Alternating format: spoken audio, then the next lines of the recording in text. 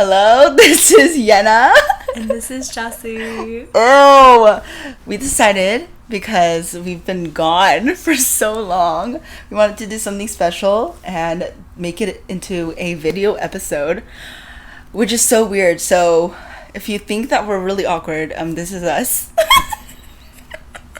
in our most naked form. Anyway,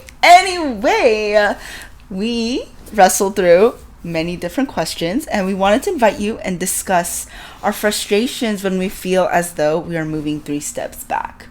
So welcome and join us at the table. Oh man, I think we were just so secure talking about insecurities, so secure in just being not behind the camera, and just it being a podcast was so nice.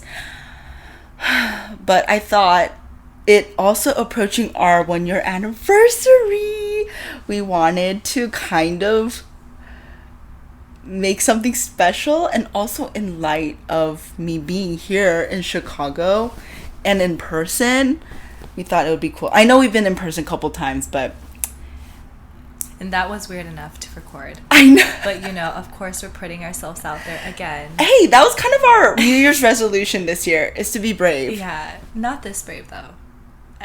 Okay, we're trying. But, yeah, I don't know how YouTubers do it. I actually don't. And I love how out of all episodes that we'll be talking about, we're talking about insecurities. And having to, share that in front of a camera. We just plan it that way. We love it. Yeah. Honestly, kind of funny. I think it is pretty funny. Because we're already, hella insecure these past couple weeks. Yes. And then for us to be let's just record it while people can actually see the facial expression, too. I know. And because of it's a video, I can't cut out our ums and our stutters. So this is going to be definitely a longer episode. And you're going to see, so many unnecessary, pauses and laughing pauses. Laughter and pauses and stuttering, but this is us, unfiltered. So, are you ready to dive in, Yehna? Ready as can be. Woo! So, we are going to be talking about insecurities, and just as we're going through adulting, just talking about how frustrating it is sometimes that one variable, just one tiny variable in our life could all of a sudden just flip the way that we're feeling about ourselves, and it makes us feel like we're back to square one. Yeah. And I think it's frustrating because you think, or you work so hard, at least for us, we intentionally and purposefully try to overcome some of those things, and kind of just like what Jessie said, when something shifts and we feel that tendency rising, I honestly feel like it's such a defeat, and it's so easy to get stuck in that mindset. So we really wanted to just address that today, and what all that kind of looks like. Yeah, because that's very vague. Yes, it is very vague. It's very vague, but what specifically has that looked like for you recently? Yeah. So I've been definitely feeling a little insecure lately. And I'm gosh dang it, I feel like I'm back at 15. Oh! It's so true. Real. It's so real. Just I thought, Jess, come on, I thought you got over this. Yeah. Something I always say to Jessie is I hate that 12-year-old Yehna still is so loud. That is your biggest insecurity. Yeah.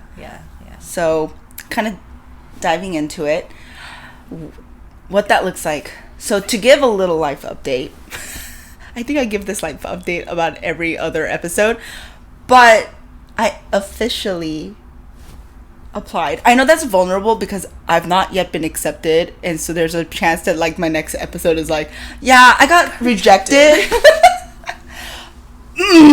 That hit insecurity, I'm not gonna lie. A wound. Whoa. Anyway, but I applied to be a little vulnerable with you guys, and to get to that point of applying, I mean, you guys probably could tell, but it was very difficult.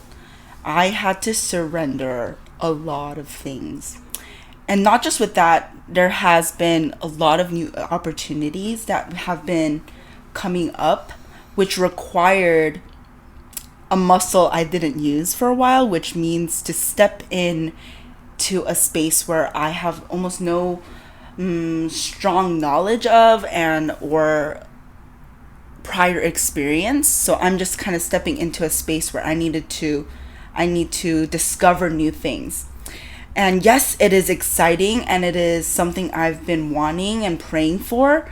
Now that I'm within it, I think those insecurities that I have are kind of rising up, which is the feeling of being inadequate, that I will never ever measure up, or not measure up, more like I will not ever fulfill perfection or like meet that standard of perfection, and I'm gonna look and be misunderstood as someone who is not reliable, someone who's not knowledgeable, someone who lacks wisdom, you know. And I think I just hate when I look like that. But it's kind of like, Yehna, where did you get that message from the first place? And I thought you worked on that. I thought you already acknowledged that God loves me no matter what, and he loves me, and he died for me. Why are you so stuck on this? And it's really goes back to this downfall of my lack of trust that God has everything taken care of, that I'm gonna try to take it into my own hands, which then invites my best friend, anxiety. Oh my God, it's so, I think it's been so to be a little more vulnerable. I really struggled with anxiety, like a lot, and for a while it's like calmed down, and it's been like such encouragement to know that I can overcome a lot of those things. But for that to come back and sometimes actually like paralyze me to want to just stay in bed or have a hard time moving forward, it just, I felt I could feel myself almost falling back into that cycle of shame, like, wow, I'm really not worth it, like I'm not good at this, and just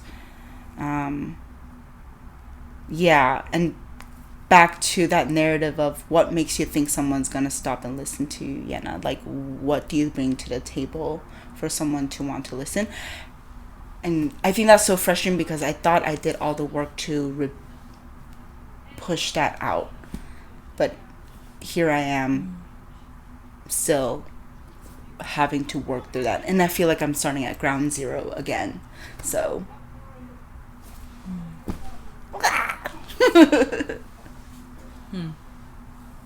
I had a question and then I lost my train of thought. Oh, dang it. It's okay. Sorry. Dang it. But yeah, I think that's frustrating for me, because at least Jessie and I, we started that healing journey for almost 2 years now, or almost 2.5 years now. And to feel like I'm like at level 1 again definitely is a bummer feeling. Yeah, when that anxiety creeps in, like, what's the meaning you make of yourself? That's the question I wanted to ask. I was like, I knew I had something in there. I was like, yes, she forgot it, because I knew it was gonna be something like that. Oh man, I think it's definitely that, like, I'm not, I just don't matter. Like, I don't, basically, like, I should just crumple up and be in a corner. Just like, why do you try? Why do you try to even take up space in the first place when you know you're gonna fail? My brain is so mean. But that's what happens, like, when you're insecure. Like, so you true. know God's truth. You know it in your brain. But then there's just, like, that disconnect because that fear creeps in, right? And I read somewhere like anxiety is when you picture doing something without God. And it's so true. Like if we knew, and we've experienced it, we've tasted it, we've seen it, God's goodness. And when we forget that, that's when the fear overtakes like your whole body. So true. Because I even noticed like over the week, when our time together, like sometimes Yehna would be like, oh, I'm shaking. Or like, oh, I can't sit still. Or like you can just tell, even though she's not verbally expressing, like you're not verbally expressing that you're anxious or you're nervous about this and that, like your body's reacting, you know? And it's been interesting to see us in this phase again, because I feel like we haven't been in this phase in like so long, a while, because it's just been like a rapid fire of growth, and it was just a different season that we're experiencing together, you know? So I think that's why, especially we wanted to talk about our insecurities. And on that note. Yeah.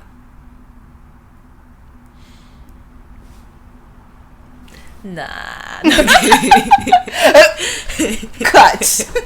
This is a Yehna podcast. No. This is the... Strangles her.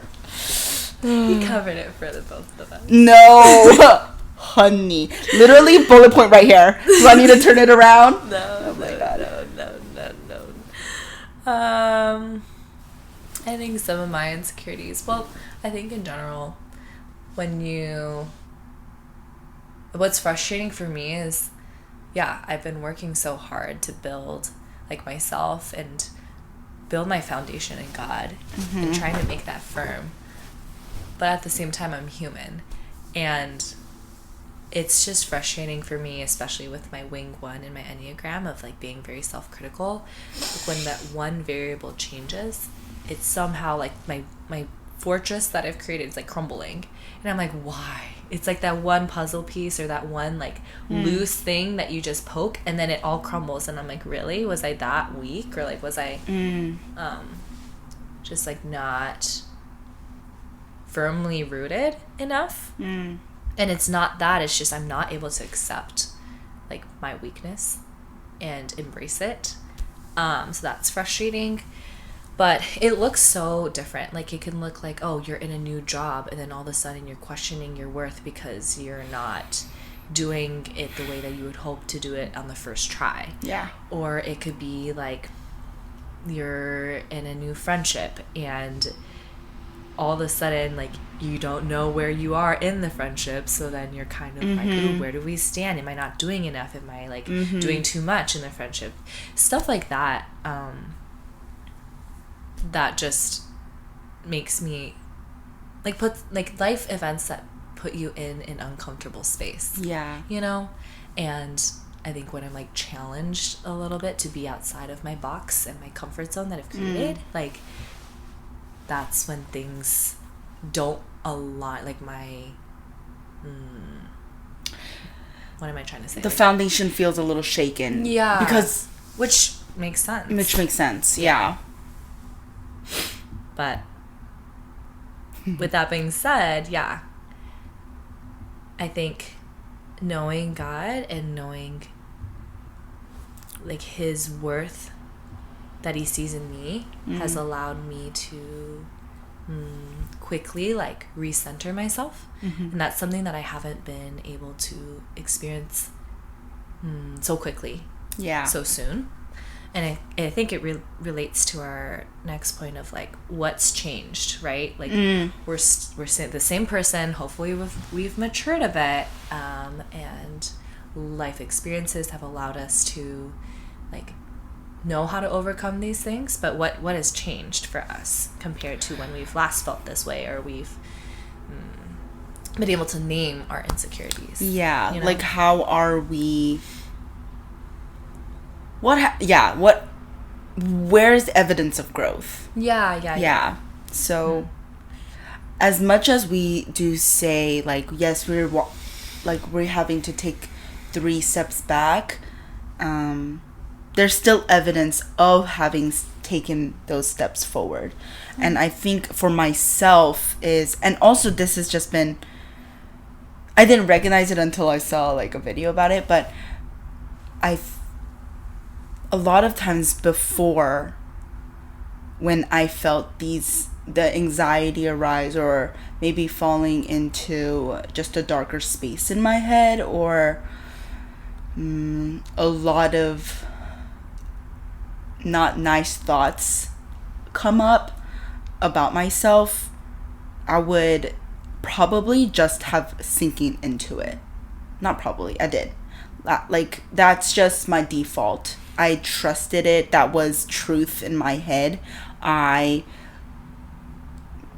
acted like that was my identity, that I was not worth it. It didn't matter. I just did whatever I want. Not whatever I wanted, whatever other people thought I should do. And to an extent, that's fine, because maybe the people I'm listening to do have a lot of wisdom. But on the other half, it's like, grow a backbone, for Pete's sake, and I had a lot of resentment because of that, But now, when I do fall into the habit of feeling anxiety arise, I am being challenged to go to God. And when I say that, it's not like, dear God, please take away. It's just like, really, God? Again? Like, what is it's, no, I'm not even joking. Like, in the morning, I'd wake up with a migraine, and it's just so frustrating, because that's, for me, my body reacts immediately to what I'm going through. And I'm on my bed, I'm like head down on my knees, not just because that's a posture of prayer, just because I'm like so frustrated and thinking, God, like, I cannot wake up like this. You already know I'm not a morning person. Why? And I get to work, and stuff happen, or I see things that are just so unjust, or I go through, for example, recently I was trying to buy a plane ticket for this opportunity I had, and I like messed up, and the immediate thought was like, wow, of course you messed up. Like, why couldn't you just be better? And yes, it's like a small thing, but then I would pause and say, hey, no one else is mad at you as much as you are to yourself. So like, breathe a little bit. And so, but those are things I would have never done prior to this realization that God loves me, and God has placed me in this world for a reason. And so, and the video that I watched that helped me remind me of that was just these group of women talking, and one of the women basically was like, I just hate when I get to a point where I'm just like so mad and frustrated, and I'm crying out to God, like, why would you put me in the season again? Or why am I in the season? And this other woman, and like, what do you do with it? And she out of frustration, she kind of like blurted out the question of like, why would, like, am I allowed to do that? Like, what has changed about me that I still am fighting these things within me? And then the other woman was basically like, but that's the evidence of God, that you, instead of turning inward, you're looking up. Yeah. And that was so encouraging for me to think, it might not look as pretty as I wished it was, but I need to turn to God over and over again, even if it means I'm like sobbing and being angry in my prayer. But essentially, I'm still talking to God. And trusting that, like, even if it seems like the same pattern over and over, that in every moment, like, he's speaking. And to tune into like trying to be in the moment of the process of how he's really like refining us, and how he's trying to speak to us in the season that we're in. 'Cause, we might be a mom experiencing the same insecurities. We might be like an empty nester. Like, every season of life, those insecurities are with us, but we're experiencing it in a different like life stage, in a different environment. So like God still works in those moments. Yeah. And it's really cool to see that. I feel like for me, like I overcompensate when I'm insecure. Mm-hmm. And you know, like when you see a person and you can just kind of tell like, oh, they're pretty insecure about this, and so they're like overcompensating by either like talking about it or joking about it or like trying to make up for it. So it's so embarrassing, like now looking back at the things I've done out of insecurity, and I'm like, yeah, that's almost more embarrassing. But yeah, I feel like now for me, like naming it and just communicating that to the people that I'm around, like, hey, just letting you know, this is something I'm insecure about. Like, for example, like it's as dumb as like a pimple. Like I would just always joke about it if it's bothering me, and I would like mention it and mention it and mention it, and then at some point everyone's like, we get it, you have a freaking pimple that you hate about. Like okay, get over yourself, no one cares. It's that kind of thing. So for me, it's really helped that I'm like, hey guys, I'm really insecure about this. If I talk about it again, just let me know, but I'm insecure about this. And then they're like, great, we still love you, we still think you're beautiful. That was just a very like minor example, but that in a larger scale is like, I don't know, like just or like I can say like, ooh guys, I feel like I haven't been a good friend because of this situation, just letting you know. And that might be why I'm like over complimenting you. Or like trying to love you extra and serving extra and trying to be very aware of like how I can show up better. And that keeps me in check too, of like, she does do that. It keeps me in check too, of like, hey, you're loved just the way that you are. Like just being affirmed and reassured has been very, very, and having good friends around me to be able to like be real in that way has been very helpful. Yeah, that really like makes me like want to say, when we say that when we fall back into these insecurities, there's a difference between falling back into sin. Which I mean, I'm not saying anxiety should be like, yeah, that's chill, but like not trusting God is chill. I'm not saying that. I'm just saying like in naming it, in crying out to God, it's basically saying, Lord, keep us accountable. Surround us with, I need you. Not I need you. I obviously I cannot do this by myself, because look at me, and one thing I'm undone, and it's the fight of your life. It's just like I think I mentioned it before in some previous episode where I was like, yeah, we had a cry sesh before this episode recording. And it's really, that time, it was literally me just like being so angry towards God. Yeah. And just like ranting it out to her. But I think what was so beautiful is that because we've developed a trust that is centered around Christ, she helped me walk me through it.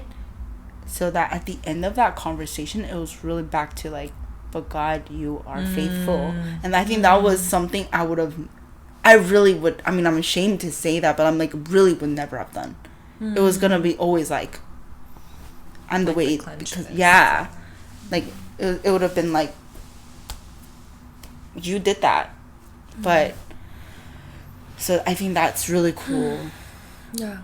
That I can leave that conversation lighter, which is something I never thought we would get to. Yeah. And not just insecurities, like we forget that God is so much bigger than our circumstances. So true. So yeah, just popped in my head. Somewhere I read, it was like, your anger, like God can handle that too. Like whatever you bring to him, he can definitely handle. So you being mad at him, he's like, okay, at least you're talking to me. And that's so crazy to think that he treasures your relationship with him far more than the fact that you're angry. Yeah. Like he cares about that too, but he cares so much more that you came to him.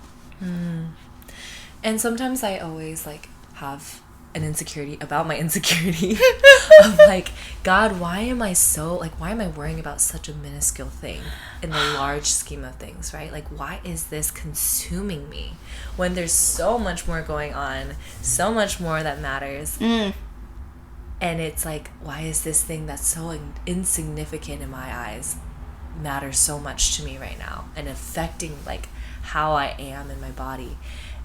But also like reminding ourselves like God meets us in that, like nothing is too dumb or too stupid for him, like, which is so crazy to think about, but he meets you in that.